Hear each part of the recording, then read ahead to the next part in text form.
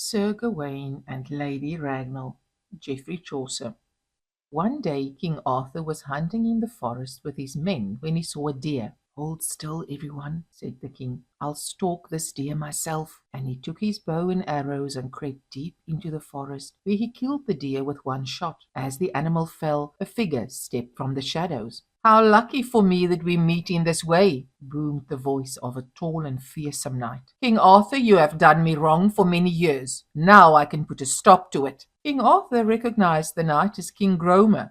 He had to think quickly to save himself, so he said, "To kill me here, armed as you are, and I defenseless, would bring you no honor, Sir Gromer. All the knights will refuse to sit beside you, and you will be shamed forever. I will give you anything, land or gold, you name it, if you will spare my life." "There is no land or gold that I desire," said Sir Gromer. "However, I will give you a chance to solve a riddle. In 1 year and a day from now, you must appear before me here in the woods as you are, without friends or weapons. If you are unable to solve the riddle, I will take your life. But if you answer the riddle correctly, I will let you go free." "I agree," said the king.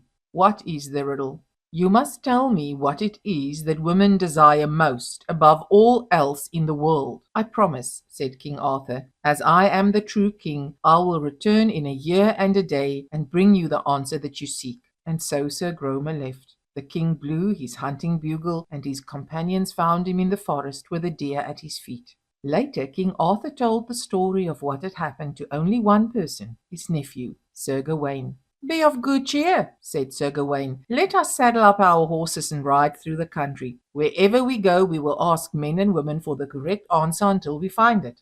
And so the king and his nephew, Sir Gawain, rode away. And everywhere they went, they asked what women desire. Everyone gave a different answer. Some said women want to be beautifully dressed, or have a husband who is handsome and strong. Some said women wanted children, or beauty, or money. And so King Arthur and Sir Gawain collected many answers, but none of them seemed right. Soon only a month remained. They returned home full of despair. One day King Arthur was once again riding through the forest when he met a lady. Though she was covered in gold and precious stones, she was as ugly a creature as you ever saw. Her face was red, her nose was runny, her mouth was wide, and her teeth were yellow and hanging. She had watery eyes, ears like a donkey, and she was shaped like a barrel. She came up to King Arthur. "Good speed, King Arthur," she said. "Speak with me or go, for your life is in my hands." "What do you mean?" asked the king. "I know the answer to the riddle that you seek," replied the lady. "I will tell you the answer that will save your life, but I will only tell it to you if you promise me one thing." "What is it that I must promise?" said the king. "If I can, I shall grant it. There is a knight that I wish to marry. His name is Sir Gawain. Either I marry the knight, Sir Gawain, and I tell you the answer you seek, or you will lose your head." "Alas," thought the king to himself, "I cannot ask Gawain, my own nephew, to marry such an ugly creature." He said aloud, "Then we must part, lady, but tell me first, what is your name?" "I am the Lady Ragnell," said the lady, and they parted. When the king returned home, the first person he saw was Sir Gawain. The king told him everything that had happened, but he didn't mention that the lady wished to marry Sir Gawain in particular. He only said that Lady Ragnell would share her secret for the promise of a future husband. "Is that all?" said Gawain. "Then let me marry her. You are my king. If it will save your life, I will do whatever is within my power." So a few days later, the king returned to the spot in the forest where he had met the Lady Ragnell, and she was waiting for him. He told her that Sir Gawain had agreed to the wedding, and he asked her to tell him the answer to the riddle. "Sir," said the Lady Ragnell, "some men will say that we desire to be beautiful, or that we desire the attention of many men, or that we desire to be well married, but these men do not know the truth. What we desire above all else is to be sovereign over our own lives, and not to be beholden to men. That is the answer that you seek. Now go, your life is spared." So King Arthur rode as fast as he could to meet with Sir Gromer. "Here is the answer that you seek," said the king. "What women desire above all else is to be sovereign over their own lives and not to be beholden to men." "And who told you this?" roared Sir Gromer. "No doubt it was my own sister, the Lady Ragnell. May she burn on a fire.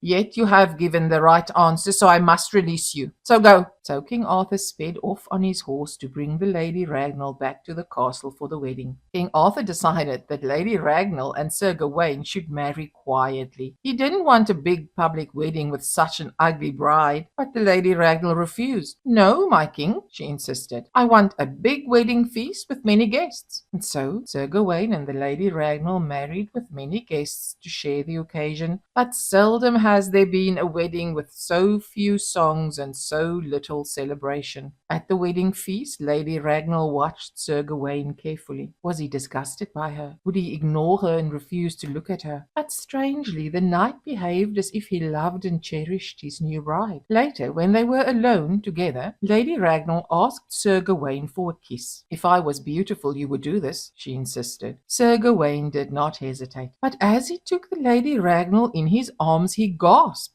There before him was not the ugly woman that he had married, but a beautiful girl. "What? Are you a witch?" he cried. "I am your wife," said the Lady Ragnell. "Then I must be losing my mind, lady," said Sir Gawain. "Earlier today you were the ugliest creature I ever saw. Pardon me for saying so, and now you look like this." "There is more you need to know," said his wife. "Several years ago my brother, Sir Gromer, put a terrible curse on me. This beauty that you see before you will not last. At nightfall I will become ugly once more, but you have a choice. I can take this form by day or by night. So what would you choose? That I be beautiful by day and ugly by night, or ugly by day and beautiful by night? You cannot have both." "Alas," said Sir Gawain, "the choice is hard. It will grieve my heart to have you beautiful only for either the day or the night. So I must put the choice in your hands. Whatever you choose as your husband, the choice will also be my own." "You have answered wisely," said Lady Ragnell, "for now I am released from the enchantment completely. I shall be beautiful both day and night. The only thing that would release me from Sir Gromer's spell was if my husband granted me, of his own free will, the power to choose what I ask for myself. And now, Sir Gawain, you have done just that. You have given me what every woman wants above all else. So kiss me now and be glad." And so the Lady Ragnell remained beautiful both day and night, and she and Sir Gawain lived happily ever after.